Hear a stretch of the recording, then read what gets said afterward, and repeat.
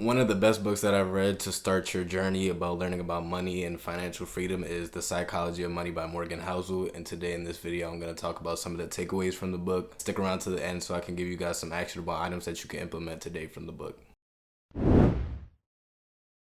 So welcome back to the channel, guys. I'm Brendon, and today we're going to talk about The Psychology of Money. The Psychology of Money is probably one of the best books that I've read about learning about money in general, and it's different from a lot of the other finance books out there that talk about money because it focuses more on the emotional and psychological aspect of money, hence the name The Psychology of Money. So this book can really be broken down into mainly two sections, where Morgan Housel talks about the psychology of humans and your emotions towards money, and the psychology of money, wealth, and the economic market itself. So starting with the psychology of humans and human nature. Most people, when you look at money, and a lot of the books out there about money are usually about hard science and more of the math sides of money, more technical than emotional.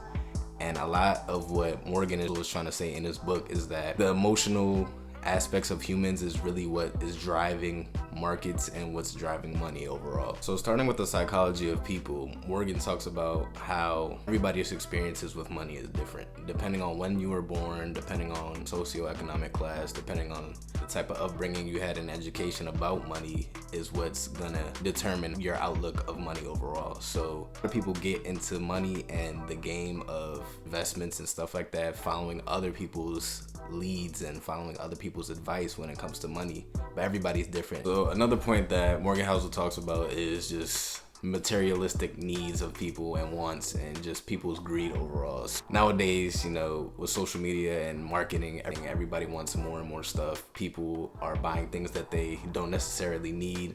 People want to have nice stuff. I want to have nice things. People don't just want to make money not to spend it, but there's been a point where people are overspending, spending money that they don't have, spending money with credit cards, and he's just basically saying that more money you spend, no matter how much money you make, say you make $1 million, but your expenses are also $1 million, you're basically cutting even. So you look like you may have a lot of money, but in reality, you don't have cushion enough to keep you from, being in debt. And he uses an example of the man in the car paradox, where basically a guy buys a Ferrari or a really nice car expecting attention from everybody.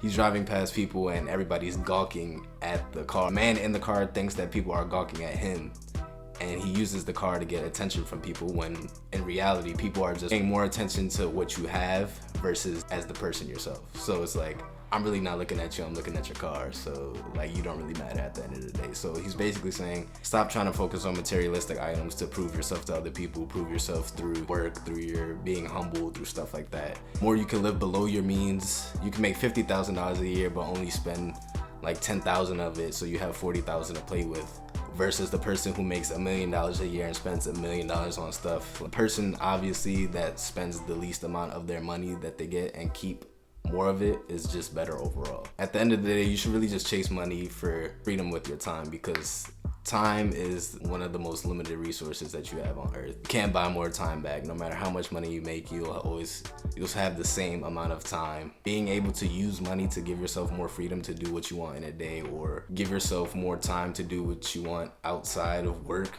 is really what the goal is here. Not to buy materialistic things, because you'll still be in the same boat that you were before you had those things. Yeah, you can buy a Ferrari, but what does that mean when you have to still work 80 hours a week and you can't see your family and stuff like that? You'll be happy with the item for now, but in the long run, it's better to just work for time and your freedom. And finally, with what Morgan Housel talks about with the nature, is that people are more pessimistic than they are optimistic. You see people getting stomped out on Twitter, drama all over Instagram.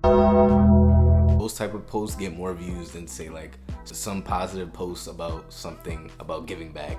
Obviously, people are more attracted to, drama and stuff like that. So say, for example, that in the stock market, somebody is coming around and saying, oh, stocks are gonna crash, take your money out, things are gonna go bad, another recession is coming. Because money affects everyone and the economy affects everyone, no matter who you are, then people would lean towards more being pessimistic as a safety net for themselves, versus being, optimistic. Like if all the stocks are gonna like rise 200% this year. It comes off as if I'm trying to sell you something or if it's a scam. And people are more quick to believe somebody that's pessimistic versus being optimistic. And also just going on you believing whatever you want to be true. Like if you're that person that's saying, oh, stocks are gonna soar 200%, you're gonna find anything that confirms that, and you're gonna try harder to believe what you think is true because you have the possibility of being wrong. So people try to find news that relates to what they're saying. But you should look at things from all different perspectives, take everybody's perspective in order to make your own perspective, and not just go off based off of what everybody else is saying. Because at the end of the day, nobody really knows what they're saying because nobody can predict the future. So what works best for you at the end of the day is what's most important. So now moving on to the psychology of money, investing, and just economic markets itself. Morgan Housel really hones in on, saving money and compounding money. Now, a lot of people talk about compound interest, and you may or may not know what it is, but compound interest is basically you're multiplying your money. Now, you can compound your money, you can compound your time, things that you habitually do every day can compound over time. So, for example, if I invest $1,000 into the stock market and I make 10% on that $1,000, I just made $100. Now, I could take that $100 out and just reinvest the $1,000 principal that I had, or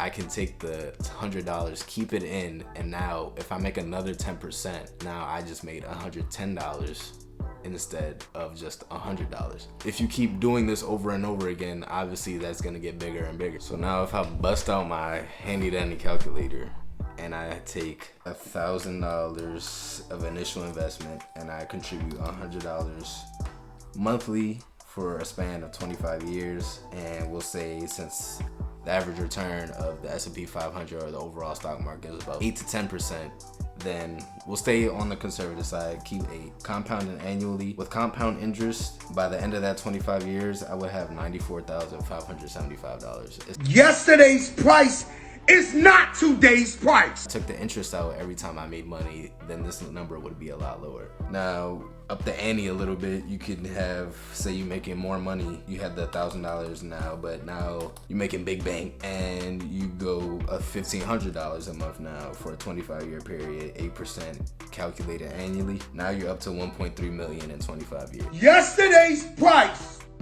is not today's price. It's a no-brainer. Compound your money. It's gonna make you more money in general. But you may be asking, everybody doesn't do this. One, because I know exactly what you were thinking. When I put in the 25 years, you were like, oh damn, that's too far to wait to make that much money. One, or two, you just didn't know what it was, but now you do. So compounding interest takes time. Making money takes time. Building wealth takes time. All these get-rich-quick schemes overnight, that stuff does not last. And if you want lasting wealth, if you want to build financial wealth, then you have to take advantage of compounding interest. And the best way to do that is as early as possible and as frequently as possible. So if you can stay consistent over 25 years, just putting away $100 each month, you can have it automatically transferred out of your account so you don't even have to look at it. Anything to get that money into that account, if you do this over this period of time or even longer, that money even compounded on further, because now you can give that money down to your next generation, your family, their kids give it to their kids, and that money just keeps compounding. That's how all these wealthy families, one of the ways that they keep money in the family is by compounding interest. You never touch the principal, you never take the principal out, you just live off the interest, you keep putting the interest back in so it keeps compounding, you keep making more money. Now in the book, he also talks about the difference between getting wealthy and staying wealthy, because getting wealthy, you can use compound interest, you can save your money, that's all about getting wealthy, but staying wealthy is a different story. You hear about all these athletes, all these rappers, they make all this money and then years later they are broke because they spent too much, they took out too much debt, they didn't save any money, they didn't have any investments, and now they have nothing to show for their money anymore. It's important that you also know how to keep money. One of the ways is just being financially unbreakable, meaning you don't want to risk complete wipeout of your money because of an opportunity or because you think that this is the winning ticket, so you want to put all your eggs in one basket, then it doesn't turn out the way you wanted it to, and now you lost all your money and now you don't have anything. What he's basically saying by being unbreakable is that diversify your money. Don't just put all your eggs in one basket, because that's creating a single point of failure, which is if I put all my money into, say, Bitcoin is a hot topic, cryptocurrency, and it tanks and that's my only source of income, now I'm completely screwed. But if I diversify my money, if I invest into index funds, if I invest into stocks, if I invest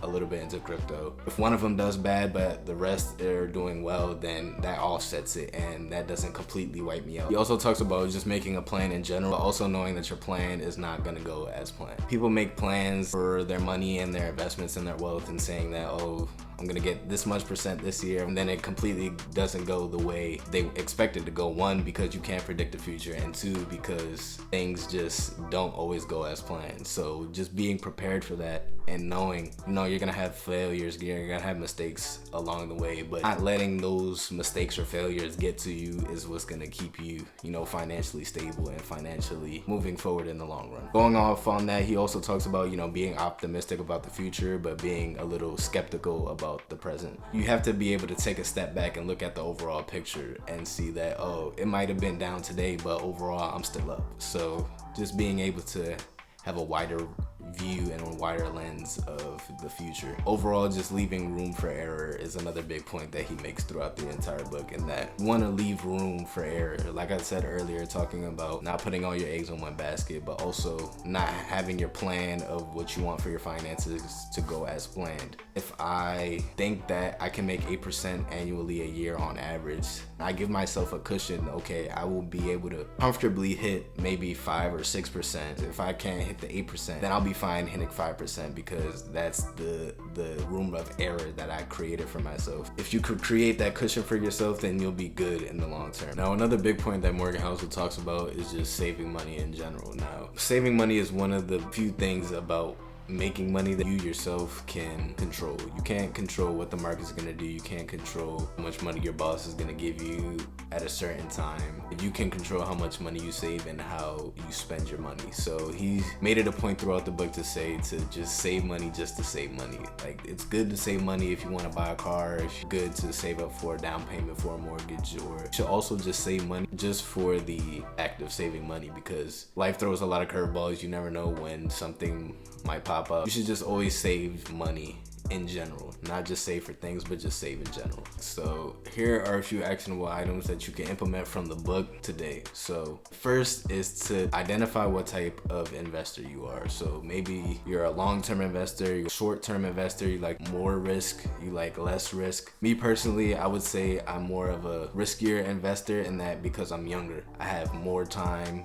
for my money to compound. So I have my safe investment account where I just, like I said, put money away each month and let it compound, but I also have my riskier investments. I do invest a little bit in crypto, I do a little bit of stocks here and there. More of that to come in later videos to show you guys how to do some of that. But identify what type of investor you are, what type of risk that you are willing to take, so that you can make yourself a plan for what type of investments you want to get into, what type of investments you want to learn about. Now, the second step is to identify 3 things that you want right now. Distinguish between your wants because you want it for yourself and wants because you want it for the attention. Is going to help you distinguish what you really need and what you really don't need. The final actionable item that you can implement right now is to create a saving schedule for yourself. Like he talked about throughout the book, saving is one of the biggest things that you can control, and it's one of the biggest things that you could do to help you with your financial journey. So set up a schedule. It doesn't have to be written out, but you can think about it in your head about just saving money, whether it's every day, each week, or every month. Personally, I do each month.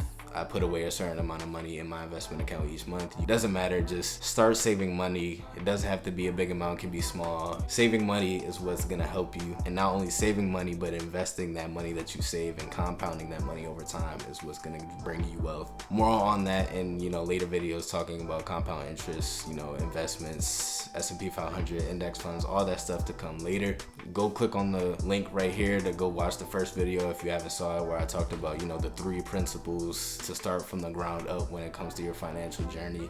That's where I talk about money, mind, and your means. New Year's is around the corner. Stay tuned for the video where I'm gonna be discussing, you know, goals for 2022, how to make goals, how to stick to your goals, how to create habits, all from the book Atomic Habits by James Clear. How you can make effective goals and create systems to help you achieve your goals. So stay tuned for that. Make sure you like, comment, and subscribe on the video, and I'll catch y'all in the next one. Peace.